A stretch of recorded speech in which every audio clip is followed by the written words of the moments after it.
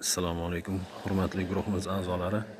Mana masjidimizda mehrob qismida bo'lgan ishlar. Masjidimiz mana domlamiz, usta, homiylarimizdan biri masjiddagi ishlarni muhokama qilishyapti. Xo'p, azizlar, mana bu yerga rang olishimiz kerak. Mana bu joylarga rangimiz 2,5 million so'mga tushyapti. Kelishtirib qilib berilgan holatda. Keyin tilla suv yugurtirilganga o'xshagan, zarga o'xshagan bir sariq bir mahsulot bo'lar ekan. O'shandan qilish kerak. Ana o'shandan 3 pachka olish kerak ekan. 3 pachkasi, har pachkasi $100 ekan. 1,3 million so'mdan. Shuning uchun azizlar, mana bu mehrob qismimizga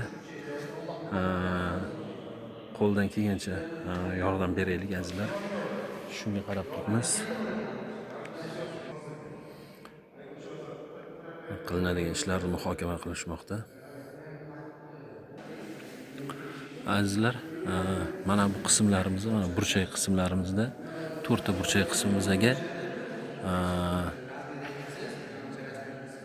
yana oyatlar va o'ziga yarasha qilinadigan narsalar bor edi. Hozir o'shani mablag' yetmaganligi sababli o'shani to'xtatib turibmiz. Oddiy qilish rejalashtirilgan, oddiy qilishni. Xo'p, agar o'sha kim agar shu mana shunisiga agar qo'shimcha mana shu joylarni ko'tarib beraman deydigan bo'lsa, где-то $3,000.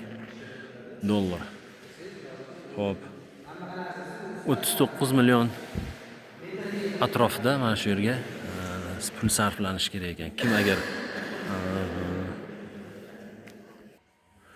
mana shu narsalarga hissa qo'shaman deydigan bo'lsa, mana tayyor savobli ish mana.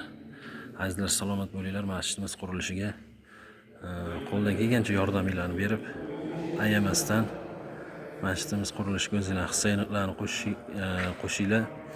Hissasini qo'shib kelayotgan barcha birodarlarimiz Alloh taoloning o'zi rozi bo'lsin, ikki dunyo saodatini bersin.